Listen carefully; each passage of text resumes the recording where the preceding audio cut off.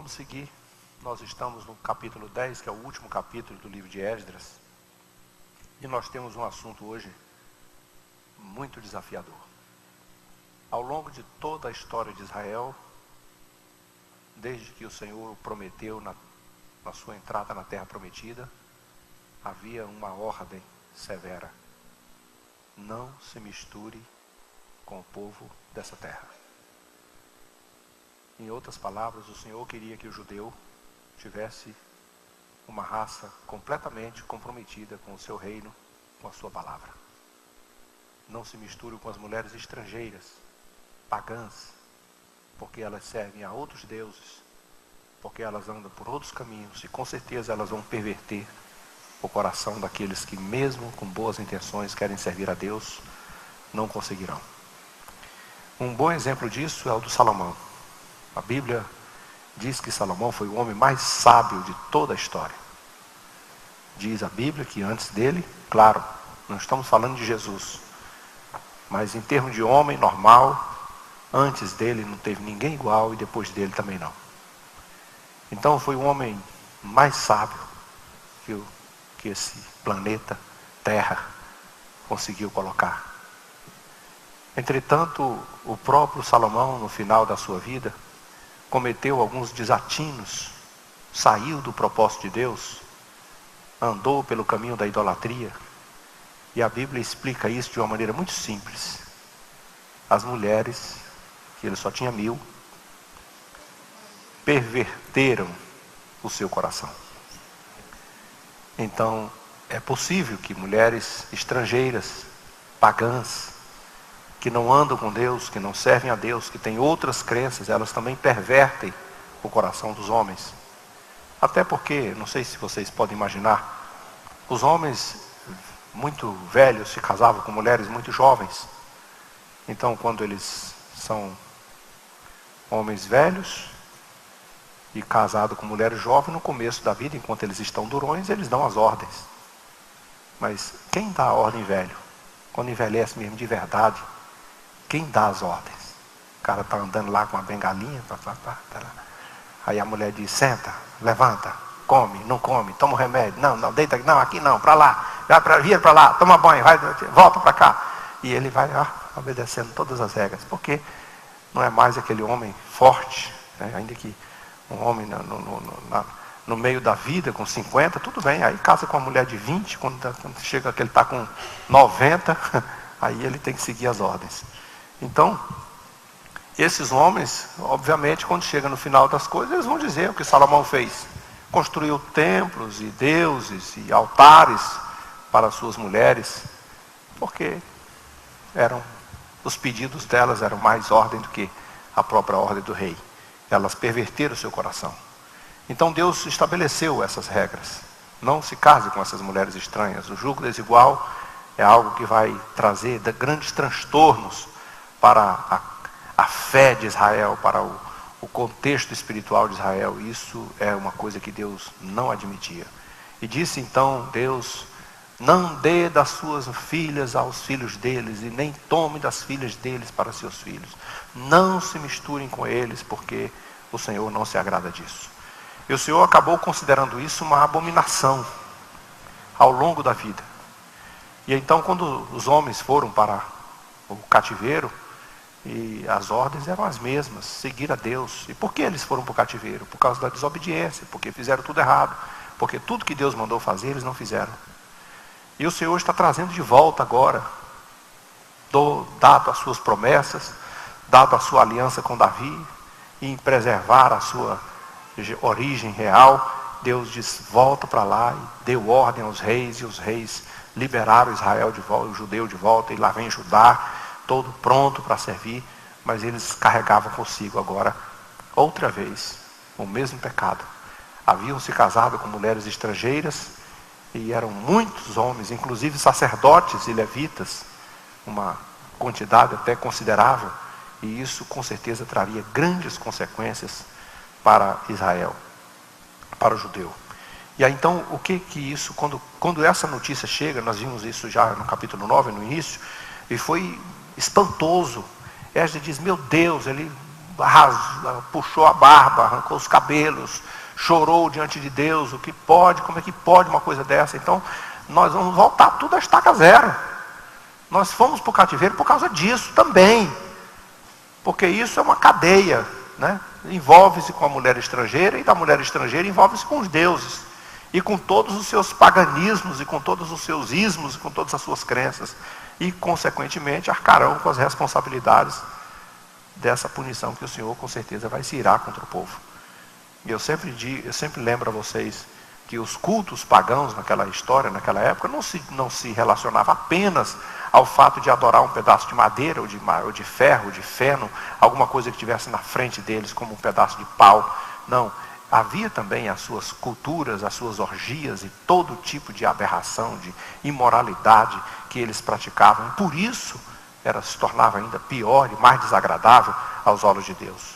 E eles então voltaram a praticar as mesmas coisas. Então Esdras, o texto passado terminou que ele estava desesperado, chorando, e o texto de hoje diz que enquanto ele fazia confissão, chorando, prostrado na casa de Deus, ajuntou-se a ele grande multidão da congregação de homens e mulheres e de crianças, pois o povo também chorava junto com ele. Então Secanias, filho de Jeiel, um dos filhos de Elão, tomou a palavra e disse: todos nós transgredimos contra o nosso Deus, casando com mulheres estrangeiras, mas ainda há uma esperança para Israel.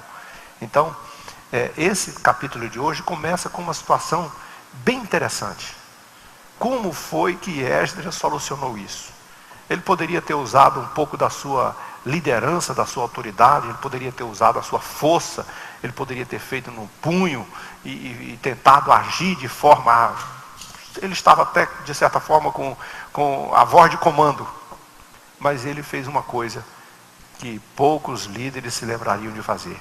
Foi para a presença de Deus, confessar os pecados pelo povo, e orar a Deus, e chorar diante de Deus, e lamentar profundamente pelo pecado diante de Deus. Então, esse ato de oração, de intercessão, de clamor, de confissão dos pecados, compungiu o coração dos homens, quebrantou o coração dos homens. Eles se voltaram, não porque Esdras deu um grito de força e de ordem de comando, não, mas porque eles viram que tinha um homem na presença de Deus orando ao Senhor. Então, nós temos o poder de mudar muitas coisas, irmãos, por meio da oração. Temos o poder de fazer muitas transformações, muitas reformas espirituais e sociais, quando nós somos capazes de entrar na presença de Deus. Porque aquela reviravolta, essa reviravolta que vai acontecer aqui no texto, não é uma coisa comum, não é uma coisa simples, é muito mais complicado do que o que nós podemos imaginar. Imagine devolver as mulheres e os filhos gerados por elas e mandar embora para suas terras e deixar, romper com todo esse pacto que foi feito fora dos planos de Deus. Vamos dizer assim, um caos que vai ser um transtorno para todos. Como alguém se atreve, como alguém tem a coragem de fazer isso? A não ser pelo poder de Deus. E o poder de Deus vem por meio desta oração. Talvez se fosse pela força apenas política, talvez fosse apenas pela determinação, teria que ser como no poder dos reis. Manda matar quem fez isso, talvez resolvesse. Manda matar todas essas pessoas e todas as famílias, talvez resolvesse.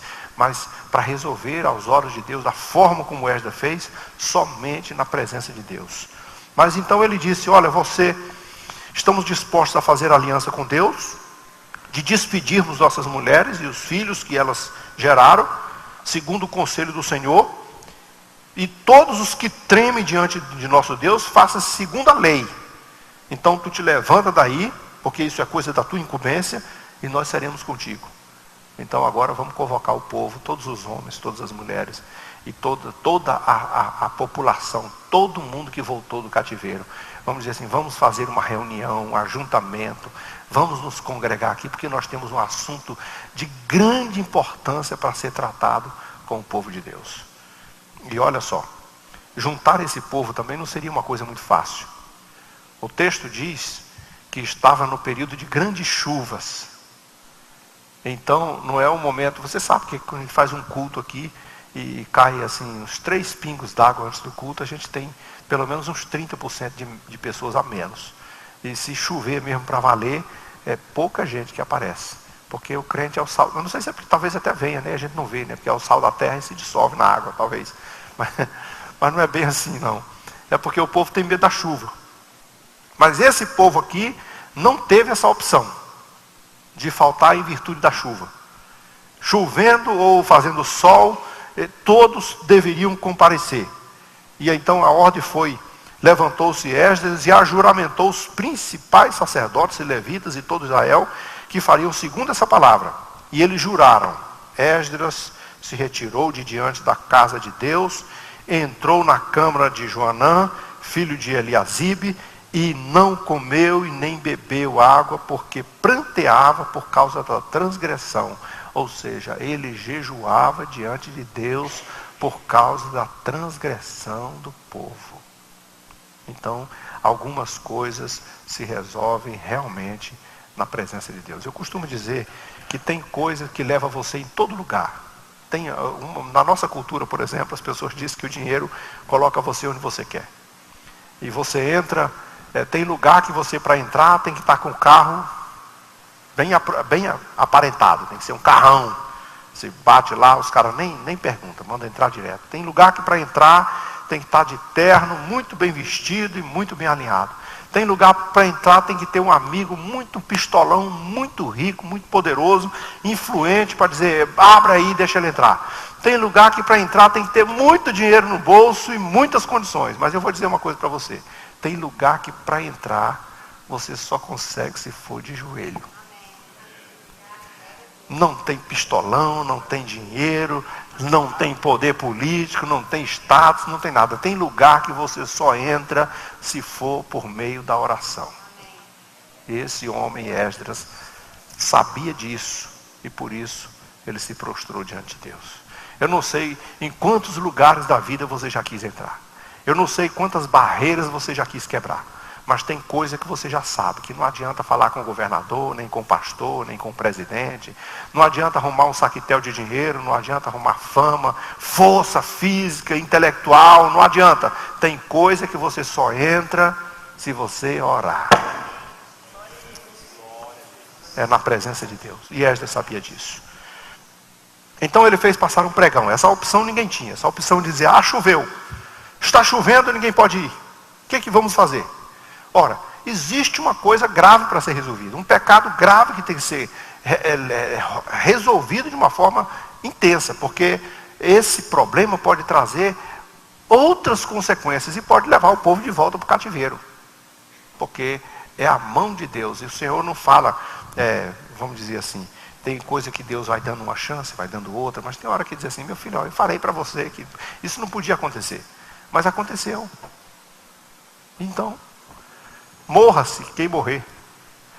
As coisas que Deus dá tantas oportunidades e avisa tantas vezes, e chama profeta, e levanta homem, e profetiza daqui, fala daqui, confronta dali, e até coloca alguns sinais ali, prova daqui, dá uns apertos, uns puxão de orelha dali. Não resolveu não, então agora não é mais comigo. Agora eu acho que o maior castigo que Deus pode dar a um ser humano não é nem açoitá-lo ou puni-lo com alguma coisa. Basta ele virar as costas. O que você faz sem Deus? Onde você consegue chegar sem Ele? Aí você grita: Senhor, e agora? O que está acontecendo? Não tem acordo. Você pode se lembrar, por exemplo, de Saul. Saul cometeu todos aqueles pecados, desobedeceu a voz de Deus, foi confrontado por Deus, perguntando assim: o que você acha que Deus quer? Que você faça sacrifício, que você dê ofertas, ou que você obedeça a sua palavra? Porque obedecer é melhor do que sacrificar. Mas ele não entendeu isso. Ele cometeu um erro atrás do outro, até chegou ao ponto de matar os sacerdotes. Dizimou a família sacerdotal e acabou com tudo. Não quero ver nenhum sacerdote na minha frente. Mas um dia ele precisou falar com Deus. E Deus não atendeu. Então, quando Deus quer punir alguém, ele só precisa virar as costas. Só precisa se virar. Ninguém consegue fazer nada. Ninguém consegue andar a lugar nenhum. Por isso é que ele fez esse desafio. Então agora, o que fez Esdras? Fez passar um pregão, uma notícia por todo Jerusalém, que viesse, todos os que vieram do exílio devem se ajuntar em Jerusalém, e que se alguém em 3 dias não vier, segundo o conselho dos príncipes, dos anciãos, todos os seus bens seriam totalmente destruídos, e ele mesmo seria separado da congregação dos que voltaram do Egito, do exílio. Então não vão ter mais bens, e não vão ser mais membros da família ou do povo de Israel. Vão ficar desolados, exilados, destruídos, acabados. Você não tem chance. Então, com chuva ou sem chuva, você tem que vir aqui para tratar de um problema que você causou. Porque o problema aqui e você o responsável. Todos os homens de Judá e de Benjamim, em 3 dias se ajuntaram em Jerusalém. No dia 20 do mês, 9, todo o povo se assentou na praça da casa de Deus, tremendo por causa desta coisa e por causa das grandes chuvas. Estava chovendo para valer, mas o povo estava lá todinho debaixo de chuva, aguentando. E eles não tinham onde dormir, não. O texto sugere aqui que eles não tinham onde se abrigar. Era multidão, veio gente de todos os lados, de longe, de perto. Quem mora longe veio também, todo mundo. E então se levantou Esdras, o sacerdote, e lhe disse: vocês transgrediram casando-se com mulheres estrangeiras, e aumentou a culpa de Israel. Então agora não tem muita escolha para vocês. Aqui o conserto aqui tem coisa, irmãos, que a gente resolve pedindo perdão. Não é assim? Você cometeu alguma coisa, Senhor, me perdoa, eu pequei, me ajuda, eu tenho misericórdia, eu me arrependo. Ok, Deus perdoa. Mas tem algumas coisas que você só corrige se você reparar o dano. Um exemplo. Jesus entrou na casa de Zaqueu. E Zaqueu, impactado pela presença de Jesus e pela palavra que recebeu, quando terminou a reunião na casa de Zaqueu, Zaqueu disse assim: eu quero ser teu discípulo, eu quero ser teu servo. Só que eu tenho um problema, eu roubei muito, eu dei muito cano, eu fiz muito cambalacho, eu dei muito nó cego, mas eu prometo que agora, nesse exato momento, a quem eu tiver roubado, eu vou pagar 4 vezes mais. Aí depois eu sei que eu ainda não vou conseguir reparar tudo. Mesmo pagando 4 vezes mais, eu ainda não vou conseguir reparar tudo. Então, quando terminar tudinho, eu vou vender todos os meus bens, eu vou pegar metade dos meus bens e dar para os pobres. Eu quero reparar o que eu fiz. Eu quero consertar a minha vida que eu fiz. Então, algumas pessoas acham que só entrar no reino de Deus, e principalmente quando você conhece. Aqui, nós não estamos falando aqui de pessoas ignorantes, e a Bíblia é incrível, ela foi escrita para pessoas que têm muito conhecimento de Deus. E a Bíblia diz que Deus não leva em conta o tempo da ignorância. Mas nós estamos falando com uma grande maioria que nem ignorante é. O povo tinha conhecimento, saiu porque quis. Havia todas as determinações de Deus e eles foram punidos por causa disso. E mesmo assim retrocederam no mesmo erro. Agora, a coisa é muito simples. Você quer o perdão de Deus? Você quer restaurar a sua vida diante de Deus? Então você tem que reparar esse dano. Tem que consertar esta situação. É muito mais do que se prostrar, pedir perdão, chorar, derramar lágrimas e voltar dizendo: o Senhor me ajudou, mas eu vou continuar do mesmo jeito que estou. Olha, não confunda o venha como estás com o fique como estás. Uma coisa é venha como estás, a outra é permaneça como estás. Não, o Senhor diz: venha como estás. Mas todos aqueles que entregam suas vidas para Jesus devem seguir a paz e a santificação, sem a qual ninguém verá o Senhor. Então, entrou, glória a Deus, o Senhor perdoou. Quer ir para o céu desse jeitinho? Então morre hoje. Porque se você quiser seguir uma jornada com Deus, você vai ter que perseguir o alvo da santificação. E santificação envolve renúncia, envolve desistir dos seus interesses pessoais, dos prazeres que a carne e o mundo lhe oferece, porque você vai ter que renunciar para poder ser santo. Esse é o processo. Porque se você não conseguir chegar nesse ponto, não consegue nada. Então, o desafio para os homens agora é que Esdras, na autoridade de Deus, um homem que está jejuando e orando e confessando o pecado, diz para eles: vocês todos transgrediram contra Deus e desobedeceram à voz do Senhor, casaram-se com mulheres estrangeiras, e então agora vocês vão precisar fazer confissão pelos vossos pecados. Todo mundo vai ter que confessar. E então, todos os homens de Judá e de Benjamim se levantaram e disse assim: agora, pois, façam confissões, disse Esdras, ao Senhor Deus de vossos pais, e fazei o que é do seu agrado, e separai-vos dos povos de outras terras e das mulheres estrangeiras. O cara diz assim: mas é a minha esposa. Agora não mais. Você fez errado porque você quis. Hoje, na nossa cultura, com certeza, isso jamais aconteceria, né? As pessoas: não, já estou aqui, já envolvi, tenho um filho para criar. Seria um outro ato de responsabilidade. Mas nós estamos falando de uma formação de um reino, de um povo, a quem o Senhor escolheu como propriedade exclusiva e determinou nas suas leis: não misture esse povo, não misture, porque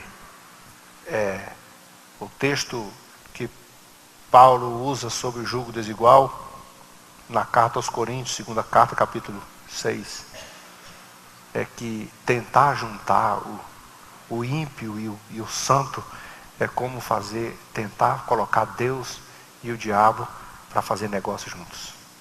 Sentar na mesma mesa e comerem juntos e fazer negócio. E isso não vai acontecer. Tem como fazer uma associação de Deus e o diabo, do filho de Deus e o filho de Belial. Tem como acender uma luz e continuar escuro ou vice-versa. Tem como juntar a luz e as trevas no mesmo ambiente. Não tem como. Então não tem como juntar o ímpio e o justo. E se você quiser ser uma nação santa, propriedade exclusiva de Deus, esse caminho, esse negócio tem que ser consertado. Então, os homens responderam toda a congregação e disse em altas vozes: assim seja, segundo as tuas palavras, assim nos convém fazer.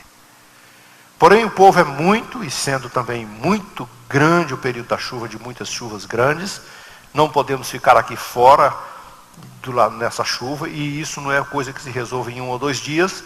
Somos muitos os que transgredimos nesta coisa. Então vamos descentralizar esse poder, vamos colocar comandos aí, que os nossos príncipes decidam por toda a congregação, e que venham a eles em tempos determinados todos que em nossas cidades casaram-se com mulheres estrangeiras, e com estes os anciãos de cada cidade e os seus juízes, até que desviemos de nós todo esse brasume da ira de Deus sobre nossas vidas. Ok, tudo bem. Obviamente vai haver agora uma reunião com os príncipes, com os anciãos, com os responsáveis, e eles vão se comprometerem diante daqueles homens com um aperto de mão, dizendo: nós nos empenharemos e vamos trabalhar fielmente, firmemente, para que tudo que está determinado seja feito à risca, para que o Senhor não levante sobre nós a sua ira. É um compromisso de Deus. Tem coisas que são mais difíceis de ser compreendidas, porque a maioria das pessoas não compreenderiam esse texto. Nós, olhando a olho nu, chegando aqui assim no primeiro dia, lendo o texto, e pegar só o capítulo 10 de Esdras, vamos dizer assim: a Bíblia é um livro de louco, isso não pode acontecer, isso é uma coisa é uma atrocidade. Mas se você ler todo o contexto e entender o que Deus vem fazendo ao longo de toda a história, e como Deus estabeleceu as normas de todo o povo, e como Deus firmou com aliança com todo esse povo, aí então você vai entender que Deus tem suas razões para fazer essa exigência, porque senão não faria. Mas nós vimos os anos que Deus fez. Nós vimos as atrocidades que cometeram os povos, por exemplo, lá na terra da Canaã. E que o Senhor arrancou de lá e mandou: acabe com todos eles, não deixe viver um só, sequer. E mesmo assim, a desobediência do povo sempre causou esse dano. Israel, talvez se tivesse seguido a linha conforme tudo que Deus falou, assim, olha, faz do jeitinho que Deus mandou, e tivesse obedecido à risca, nós teríamos uma outra história de Israel e uma outra história da igreja, uma outra história de todos nós. Mas Israel não obedeceu. As misturas aconteceram e os reinos ainda hoje brigam. Os palestinos ainda hoje brigam com os judeus, ainda hoje a guerra, terrorismo, confusão. Tudo por uma coisa muito simples. Quando Deus disse, vai lá e rasga tudo e acaba com tudo, Israel não obedeceu. E obedecer é melhor do que sacrificar. Eles não obedeceram.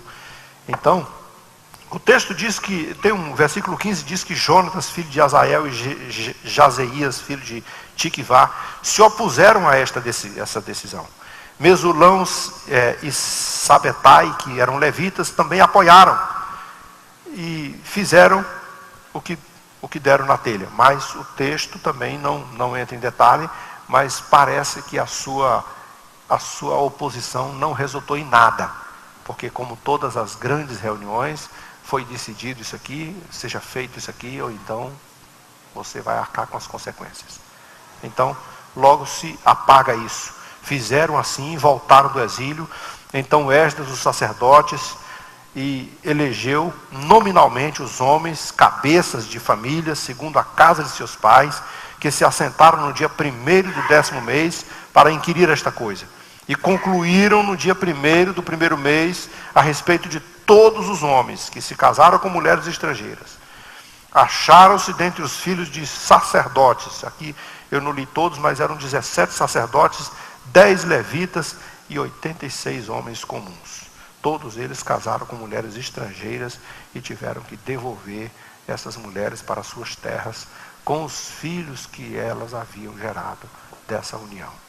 Então, Deus realmente queria fazer dessa nação, nesse contexto, uma nação pura. E o que isso tem a ver com a igreja? Você sabe que Israel é o protótipo, né? É o tipo da igreja. Israel seria a igreja de hoje, no nosso contexto. E o que Deus espera da sua igreja? Deus espera que a sua igreja tenha uma visão só do reino de Deus. E por isso que as instruções bíblicas continuam. E é claro que nós não estamos na lei do mata, morre, não é olho por olho, dente por dente. Nós estamos na dispensação da graça, onde as pessoas obedecem se quiserem, mas arcam com as consequências posteriores. Entretanto, não existe a lei severa que chega, você fez isso, então você vai morrer ou vai sair daqui. Não. Porque o juízo ficou para o tempo do juízo. Mas agora as ordens são essas. E o texto sagrado das Escrituras diz assim, não vos metais no jugo desigual com os incrédulos. Porque não há associação das trevas com a luz, nem dos filhos de Belial com os filhos de Deus, nem de Deus e o diabo não se sentam juntos. É isso o que está dizendo. Então, se alguém quiser viver na paz, se alguém quiser ser feliz, né? Porque geralmente algumas pessoas, moças são muito tendenciadas a isso, e às vezes elas dizem assim, mas eu vou falar e Jesus vai salvar ele e tal, etc. E se por acaso acontecer, eu conheço a fulana que deu certo, e o cara se converteu e tal, e tal, e tal, e tal. Beleza. Você conhece um assim, e talvez tenha pelo menos para cada uma tenha pelo menos umas 500 ou 1000 que não deu certo. Eu costumo fazer uma pergunta. Se você for viajar amanhã cedo para São Paulo, de avião, quando você chegar no aeroporto lá e dizer assim, minha passagem é para as 10 da manhã. Você entrega o seu bilhetezinho lá para pegar o voo, e o cara do aeroporto diz assim, você sabia que de cada 100 voos que sai de São Paulo 10 da manhã, 99 cai? Eu pergunto para você, você voa ou você volta? Alguém voa? Sobe nesse voo? Não. Pois então eu vou dizer, muito mais do que 100, mas de cada 100 mulheres que se casa no jugo desigual, vamos dizer que 99 quebra a cara e sai na amargura e paga um preço altíssimo por isso. Mesmo assim você quer? É só uma coisa para você pensar. E obviamente isso não é só para as mulheres, eu estou falando dos dois lados, homens e mulheres. Homens que também casam no jugo desigual. O que o Senhor disse é que todos esses homens com aperto de mão, ou com compromisso sério, prometeram despedir suas mulheres e por serem culpados, ofereceram um carneiro do rebanho pela sua culpa. Todos eles tiveram que oferecer sacrifícios, se render diante de Deus para serem perdoados. Todos estes haviam tomado mulheres estrangeiras, algumas das quais tinham filhos destas mulheres, e mesmo assim tiveram que obedecer.